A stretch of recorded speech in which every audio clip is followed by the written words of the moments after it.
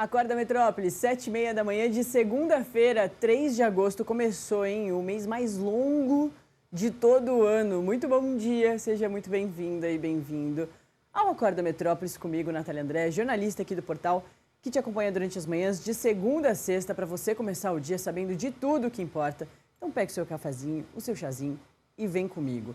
A gente vai começar, claro, falando de eleições.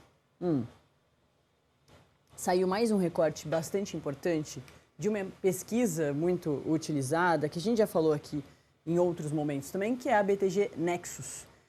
Trouxe o cenário nacional, colocando o Lula empatando com o Flávio e o Caiado no segundo turno.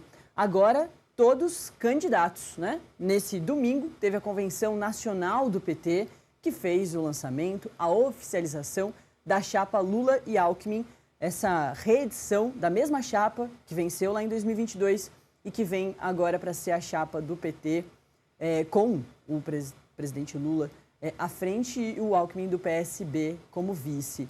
Todos os candidatos aqui, tá? Lula, Flávio e Caiado. Flávio e Caiado tinham sido lançados candidatos na outra semana, no nosso primeiro plantão aqui do Metrópolis de eleições, e nesse final de semana agora teve a reoficialização do Renan Santos, do Missão, porque ele já tinha sido oficializado internamente para o Missão e no sábado ele fez um evento em São Paulo, a gente vai falar muito sobre tudo isso. E aí o PT ontem lançou o presidente Lula à reeleição. Então todo mundo aqui já candidato. Flávio sem o seu vice ainda.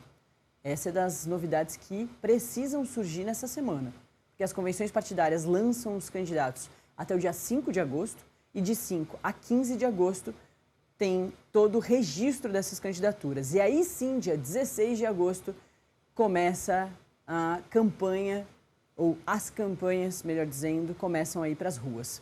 Bom, o resultado aqui de intenção de voto estimado para o primeiro turno da BTG Nexus é esse daqui, ó.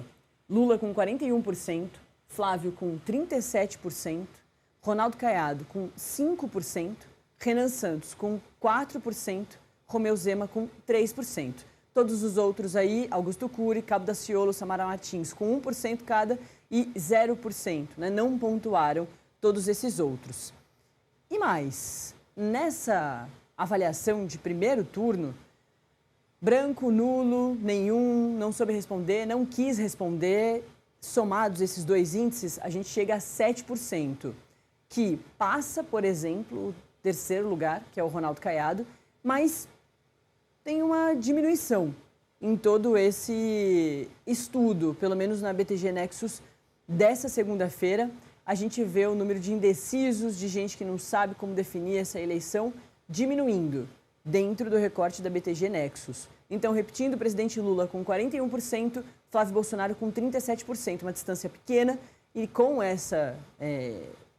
esse índice, esse percentual do presidente Lula, os dois vão para o segundo turno. E aí, quando chega em segundo turno, a BTG Nexus também estudou o segundo turno com Lula e Flávio, aí o presidente Lula realmente empata. Vamos saber um pouquinho mais de detalhes sobre a BTG Nexus, com quantas pessoas a BTG Nexus conversou, qual foi o período, né, em que essa pesquisa foi feita.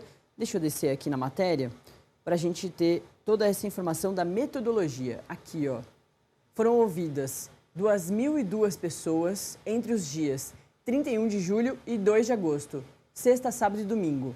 A margem de erro é de 2 pontos percentuais para cima ou para baixo, com intervalo aí, e também confiança de 95%. E o número que essa pesquisa foi registrada lá no Tribunal Superior Eleitoral. Agora a gente subindo. Agora sim, a gente vai para todas as porcentagens bastante importantes que a BTG Nexus traz para a gente. Como eu te disse, em primeiro turno já tem aquele resultado que a gente já tinha te colocado, e aqui a gente repete também. Lula com Flávio, 41-37. Esse é o primeiro levantamento divulgado após as convenções partidárias que oficializaram as candidaturas dos principais nomes para as eleições de 2026. Mas o evento do Renan Santos e do Lula acontecia no final de semana em que a pesquisa foi feita.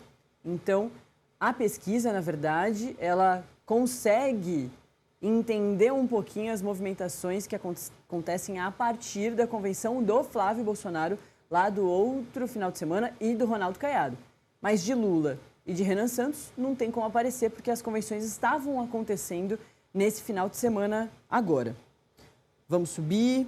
Enquanto o presidente Lula caiu 1 ponto percentual lá em primeiro turno em relação à amostra anterior, de 27 de julho, o Flávio subiu 4 pontos. A diferença, que era de 9 pontos percentuais, caiu para 4 pontos e configura empate técnico dentro da margem de erro da pesquisa, que é de 2 pontos, como eu já te coloquei. E aqui mais um recorte, aquele mesmo que a gente te mostrou, só em outra cor aqui. Por que foi importante te pontuar que essa pesquisa só pega os reflexos da convenção do Flávio Bolsonaro? Isso pode indicar um ponto muito positivo para o Flávio, dele aumentar tantos pontos assim de 27 de julho para cá, justamente porque, de 27 de junho para cá, justamente porque aconteceu a convenção dele, teve Javier Milei falando num discurso maior que o dele, teve a IA do ex-presidente Jair Bolsonaro, teve vídeo do Benjamin Netanyahu, o primeiro-ministro de Israel, teve também Nicolas Ferreira, teve Michele Bolsonaro, teve um montão de gente. Michele, inclusive, que foi lançada candidata ao Senado sem ir à convenção do PL aqui no DF. Vamos falar muito sobre isso também. Mas isso importa. O momento em que a pesquisa é feita é muito importante para a gente entender também as movimentações que vão acontecendo. Bom, vamos falar de segundo turno. Como eu já te adiantei, Lula empata com o Flávio e com o Ronaldo Caiado. Com o Flávio, a diferença fica ali 46-45 e com o ex-governador de Goiás, Ronaldo Caiado, do PSD, 46-42. Antes, com o Flávio, era a diferença de 47 Lula, 43 Flávio, e com o Ronaldo Caiado era 45-43. Então, teve uma mudança sutil, mas bastante importante para os dois, inclusive para Flávio e Caiado, não interessante para o presidente Lula. O petista abre distância do ex-governador de Minas Gerais, Romeu Zema, que fez uma convenção nacional aqui na segunda-feira passada, há uma semana, em Brasília. Pouca repercussão, né? Não teve discurso para as pessoas, foi um evento bastante pequeno, do Novo aqui em Brasília, e isso também está se refletindo já nesse recorte que a gente traz agora. O presidente Lula soma 46% e o mineiro anota 40%. Antes era 46-42%.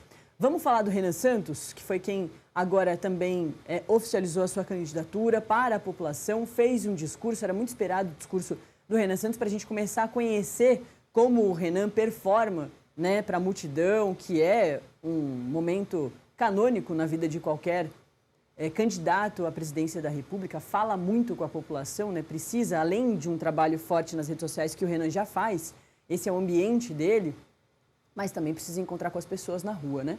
E aí o Renan Santos aparece da seguinte forma: 47 Lula, Renan Santos 37. Antes era 47, os mesmos 47 do presidente Lula, e Renan Santos 39.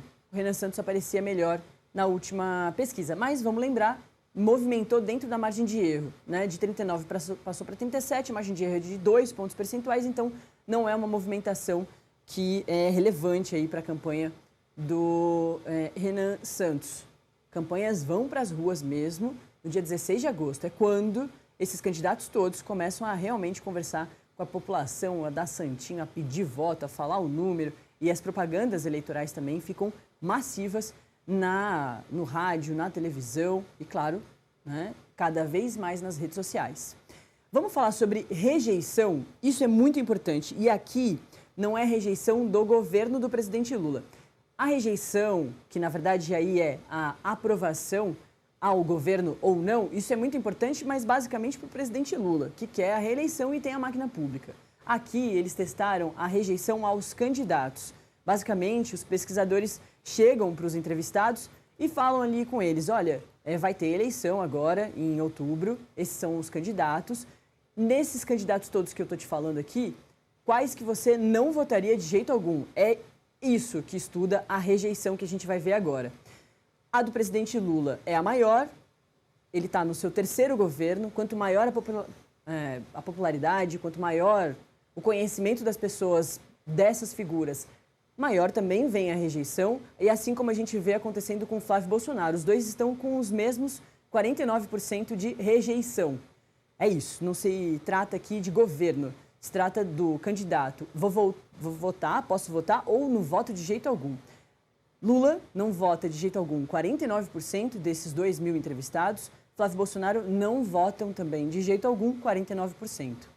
Já Ronaldo Caiado, do PSD, vem com 29% de rejeição. O Romeu Zema, na verdade, entre o Ronaldo Caiado, o Romeu Zema, entre o Zema, Caiado e o Renan Santos, o Zema é o que tem a maior rejeição de todos.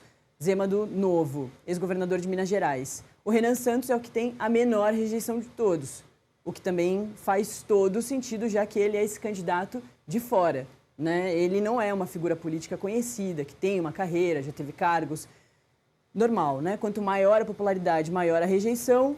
Quanto menor a popularidade, menor a rejeição. O Renan Santos está aí, é curioso que aparece ali próximo da rejeição de Ronaldo Caiado e Romeu Zema, que são pessoas muito mais conhecidas do que o Renan Santos.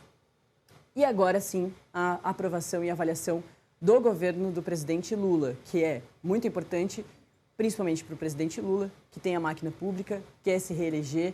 Então esse é um índice muito importante, mas é claro que as outras campanhas também ficam muito de olho. A aprovação da gestão do presidente Lula registrou 47%, enquanto a desaprovação alcançou 48%, configurando um quadro de empate técnico dentro da margem de erro. Ficou ali de igual para igual. No detalhamento qualitativo do governo federal, 37% dos entrevistados avaliam a administração petista como ótima ou boa, ao passo que 43% a classificam como ruim ou péssima. A parcela de eleitores que considera o desempenho da gestão regular soma 18%. É isso, 37% gostam, acham ótima ou boa a gestão do presidente Lula, 43% acham ruim ou péssima, ou seja, para o presidente Lula, esse é um dado ruim, é maior a rejeição a esse governo,